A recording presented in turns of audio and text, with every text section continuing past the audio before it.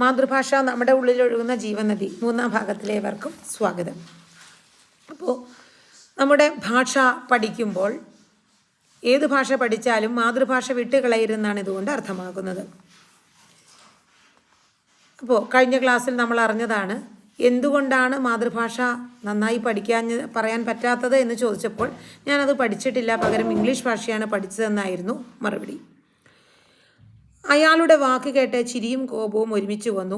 ഈ ചെറുപ്പക്കാരൻ്റെ അന്നത്തെ ഉത്തരം ഭാവി ജനതയിലെ എല്ലാവരുടെയും ഉത്തരമായാലും അത്ഭുതപ്പെടാനൊന്നുമില്ല.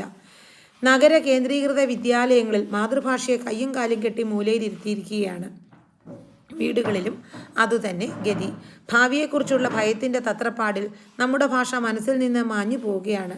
മാതൃഭാഷ പഠിക്കാത്ത നമ്മുടെ മക്കൾ നമ്മുടെ ഒപ്പമുള്ളപ്പോഴും അന്യരല്ലേ. മനുഷ്യർക്ക് ജീവിതത്തിൻ്റെ അനിവാര്യതയും ആവശ്യവും കാരണം എത്ര ഭാഷ വേണമെങ്കിലും പഠിക്കാം. നമുക്ക് എത്ര ഭാഷ വേണമെങ്കിലും പഠിക്കാം. ഇംഗ്ലീഷിൽ സംസാരിക്കാനും എഴുതാനും പഠിക്കുന്നത് സന്തോഷകരമായ കാര്യം തന്നെ. പക്ഷേ ഇംഗ്ലീഷ് അറിയില്ല എന്നത് തന്നെ തെറ്റാണെന്നും ജീവിതത്തിലെ ദുരന്തമാണെന്നും കരുതുന്നവരുണ്ടല്ലോ. ഇത് എത്രത്തോളം ശരിയാണ്? അയ്യോ, എനിക്ക് ഇംഗ്ലീഷ് ഒട്ടും അറിയില്ല എന്ന് ഒരു നാടു തന്നെ അപകർഷബോധത്തോടെ അലയുന്നത് ദുരന്തമല്ലേ? അതുപോകട്ടെ, ഇംഗ്ലീഷിൽ നെഗളിച്ച് നടക്കുന്നുണ്ടല്ലോ ചിലർ. അവരെങ്കിലും ആ ഭാഷ ശരിക്കും പഠിച്ചിട്ടാണോ സംസാരിക്കുന്നത്? അതുമല്ല, Shakespeare, Wordsworth, Keats, Hemingway, Milton തുടങ്ങി ഇംഗ്ലീഷിലെ ഏതു ചിന്തകരെക്കുറിച്ചും ഒന്നും അറിയില്ല. ആംഗല ഭാഷയുടെ സൗന്ദര്യം, സാഹിത്യം, ദർശനങ്ങൾ തുടങ്ങിയവ ഒന്നും അറിയാതെ കേവലം വ്യാപാരത്തിൻ്റെ ആവശ്യങ്ങൾക്ക് വേണ്ട ചില പദങ്ങൾ മാത്രം അറിഞ്ഞുകൊണ്ട് ഇംഗ്ലീഷ് എനിക്ക് നന്നായി അറിയാം എന്ന് പറഞ്ഞാൽ എങ്ങനെയാണ് സമ്മതിക്കുക? അപ്പോൾ ഈ ഇംഗ്ലീഷ് ഭാഷ സംസാരിക്കുന്നവരും ശരിക്കും ഇംഗ്ലീഷ് അറിഞ്ഞിട്ടല്ല. ഇംഗ്ലീഷിലെ സാഹിത്യകാരന്മാരെക്കുറിച്ചും അതുപോലെ അതിലെ പ്രശസ്ത സാഹിത്യ കൃതികളെക്കുറിച്ചും യാതൊന്നും അറിയാതെ സംസാരിക്കുന്നവരാണെന്നാണ് ലേഖകൻ്റെ അഭിപ്രായം. ചിലരെ പറ്റിയാണ് പറഞ്ഞിരിക്കുന്നത്. ഭാഷ എന്നത് കേവലം പദബന്ധമാണെന്ന് മനസ്സിലാക്കിയവർക്ക് ജീവിതം തന്നെ അറിയില്ല എന്നർത്ഥം, ജീവിക്കാനും അറിയില്ല എന്നർത്ഥം.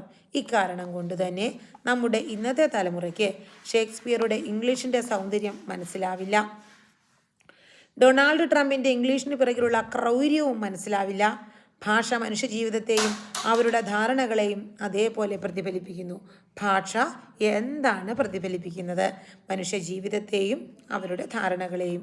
തെലുങ്കു നാട്ടിലെ വരൾച്ച കൊണ്ട് കഷ്ടപ്പെടുന്ന രായലസീമയിൽ ആരെങ്കിലും തെറ്റ് ചെയ്തു പോയാൽ ചെയ്ത പാപങ്ങളൊന്നും ദഹിക്കാനാവാതെ നീ വയറു പൊട്ടിച്ചാവും നോക്കിക്കോ എന്ന് കഠോരമായി ശകാരിക്കും. എന്നാൽ ഗോദാവരി കൃഷ്ണ നദീതീരങ്ങളിലെ ജനം നീ ചെയ്ത പാപങ്ങളൊക്കെയും ഭാവിയിലൊരു ദിവസം ഫലമായി വീഴും നോക്കിക്കോ എന്ന് പഴങ്ങളെ രൂപകങ്ങളായി ഉപയോഗിച്ച് നയത്തിൽ ശകാരിക്കും. ഈ പറഞ്ഞതിൻ്റെ വ്യത്യാസം എന്താണ്? ഒരാളെ ശാപവാക്കുകൾ പറയണമെങ്കിൽ ഒരു നാട്ടിൽ കടുത്ത ശാപവാക്കുകൾ പറയുമ്പോൾ ഇത് തന്നെയാണ് ഉദ്ദേശമെങ്കിലും വേറൊരു സ്ഥലത്ത് എങ്ങനെ പറയുന്നു? അതിനെ ഒരു ഫ്രൂട്ട്ഫുള്ളായിട്ട്, അതായത് ഒരു പഴത്തിൻ്റെ രൂപത്തിൽ തന്നെ പറയുകയാണ്. കൃഷ്ണ നദീതീരങ്ങളിലെ ജനം നീ ചെയ്ത പാപങ്ങളൊക്കെയും ഭാവിയിൽ ഒരു ദിവസം ഫലമായി വീഴും എന്ന് പറയുന്നു. പഴങ്ങളെ രൂപകങ്ങളായി ഉപയോഗിച്ച് നയത്തിൽ ശകാരിക്കും. അപ്പോൾ ആ ഭാഷ ഉപയോഗിക്കുമ്പോൾ അത് ശകാരിക്കണമെങ്കിൽ തന്നെ ദേഷ്യപ്പെടണമെങ്കിൽ തന്നെ രണ്ട് രീതിയിലും പറയാൻ പറ്റും എന്നാണ് ഇവിടെ ഉദ്ദേശിക്കുന്നത്. എന്തുകൊണ്ടെന്നാൽ സമൃദ്ധമായി മരങ്ങളുള്ള പ്രദേശമാണത്. അവർ പറയുന്ന വാക്കുകളിൽ അവിടുത്തെ ജനതയുടെ ജീവിതവും പ്രാദേശികമായ സമ്പൽ സമൃദ്ധിയും കാണാവുന്നതാണ്. അപ്പോൾ ഭാഷ ആ സ്ഥലത്തെ ആളുകളുടെ ജനജീവിതവും പരിസര ജീവിതവുമായി ബന്ധപ്പെട്ടിരിക്കുന്നു.